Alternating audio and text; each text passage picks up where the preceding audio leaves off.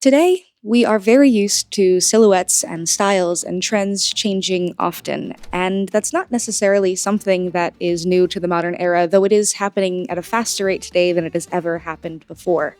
Changes of style, specifically in silhouette, were common throughout the late 19th and early 20th century, and were made express through things like mail-order catalogs and mass-produced industrial clothing. These silhouettes got extreme, and it was difficult to keep up with them because they required various different undergarments. In the 1890s, the S-curve, which created the pigeon breast, was very popular, and while it didn't necessarily look comfortable, women were attempting to keep up with fashionable silhouettes so that they would be considered attractive to male suitors. It was something that was typically enforced by their mothers so that women could seek out economic security by keeping up with what was expected of them. Unfortunately, though, men typically did not find this silhouette attractive, and male doctors and individuals writing into newspapers around the country were responsible for the myths that corsets were slowly killing women. In the 1890s, women started rejecting the idea that they needed to be attractive to men all the time and started embracing freedom of movement. Women started wearing things such as divided skirts, bifurcated skirts, and bloomers so that they could ride bicycles.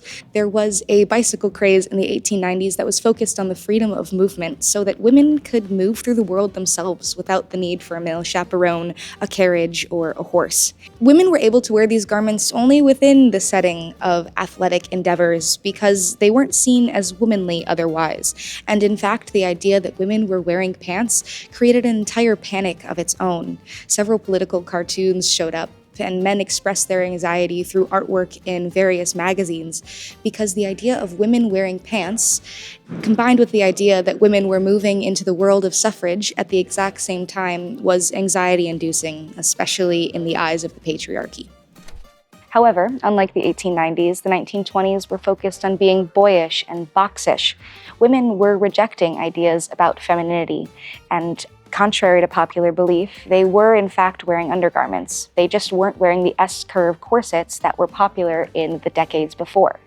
Instead, women were doing things like binding their breasts to appear flat-chested, and they were diminishing their hips through wearing things like girdles.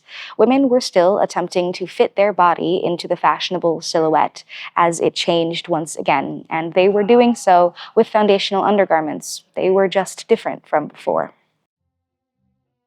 Dancing, especially during the Prohibition era, was a way that people could engage with each other socially, whether or not there was alcohol involved.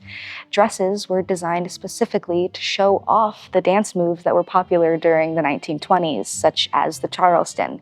Dresses were specifically designed so that they could catch light and reflect it, making specific dance moves look even more whimsical on the floor. If you look at this dress here with just a little bit of movement, you can see that this beaded fringe becomes absolutely electric, and you can see how these tiny little glass beads catch light and reflect it. This dress, in fact, is amazing at catching light because it's covered in sequins and rhinestones, a bit of excess that was popular during the 1920s, especially coming out of a time of war like World War I that wouldn't have allowed for such excess to be seen as fashionable. Our dresses were designed to move through the world, to be worn upon a woman's body as she moved through her world. And a dress like this was designed specifically to move around the dance floor. When it's standing still on a mannequin, you miss a part of that story. You miss how the light reflects off of it as somebody is spinning around. You miss how the fringe moves freely. And you don't necessarily understand how much of a marvel this dress can be. But if you add just a little bit of movement, you can see how absolutely stunning this dress is when it gets to move in the way that it was intended to. Museums will always have limitations. However, here at the Fountainhead Antique Auto Museum, we are what we call a living museum. This means that the pieces in this collection, specifically the automobiles, are kept to a standard in which they can be driven, exercised, and moved around town. Here at Fountainhead, we believe history is meant to move. Our automobiles still drive. Our stories still breathe. And while these dresses can no longer spin across a dance floor, understanding how they were designed to move helps us understand the women who wore them. Women who were done standing still.